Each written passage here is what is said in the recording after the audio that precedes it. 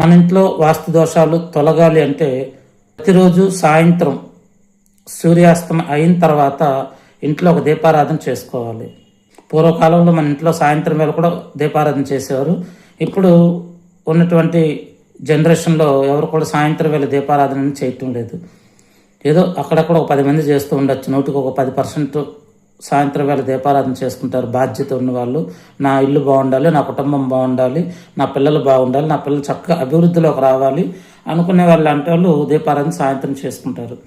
ఎందుకు సాయంత్రం దీపారాధన చేస్తే మనకున్న ఉపయోగం ఏంటంటే ఇంట్లో ఉన్నటువంటి నెగిటివ్ ఎనర్జీ మొదట తగ్గిపోతుంది.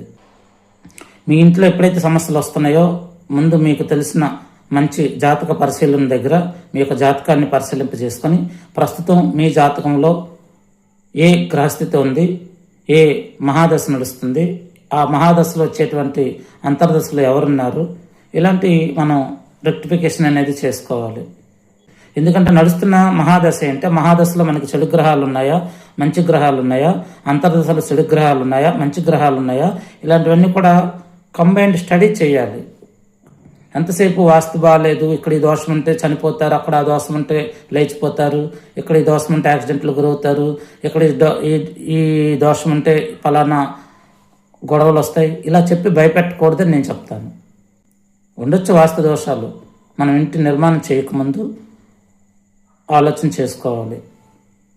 వాస్తవంగా వాస్తుశాస్త్రంలో రాసి ఉంది, బ్రహ్మస్థానంలో గోడలు పిల్లర్లు ఎత్తే వచ్చే సమస్యలు ఏంటి, ఈశాన్యం లోపిస్తే వచ్చే సమస్య ఏంటి, వాయువు లోపిస్తే వచ్చే సమస్య ఏంటి, నైరుతి లోపిస్తే వచ్చే సమస్య ఏంటి, ఆగ్నేయం లోపిస్తే వచ్చే సమస్య ఏంటి, అలాగే దిక్కులు తూర్పు పడమర ఉత్తర దక్షిణ దిక్కుల్లో సెంటర్లో చేసి టాయిలెట్స్ పెడుతూ ఉంటారు కరెక్ట్గా, అది కూడా కరెక్ట్ కాదు.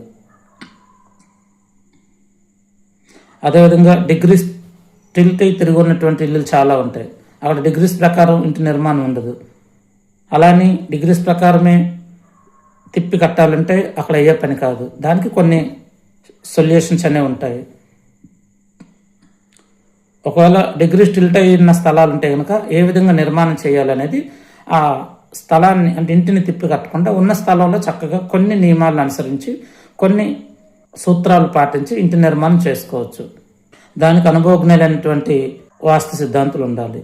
అదేవిధంగా మీ జాతకంలో ఉన్నటువంటి గ్రహస్థితి ఎలా ఉంది, మీ జాతకంలో ప్రస్తుత మహర్దశ ఏం నడుస్తుంది, ఆ మహర్దశలో అంతర్దశలో ఎవరున్నారు, ఇవన్నీ కూడా వాస్తు దోషాలు సంబంధించింది, అలాగే మన జాతక గ్రహస్థితిని కూడా అనుసరించి ఉంటాయి. కాబట్టి ఇవి రెండేనా అంటే కాదు. మీరు ఒకసారి ఆలోచించండి, గుండెల మీద చేసుకొని.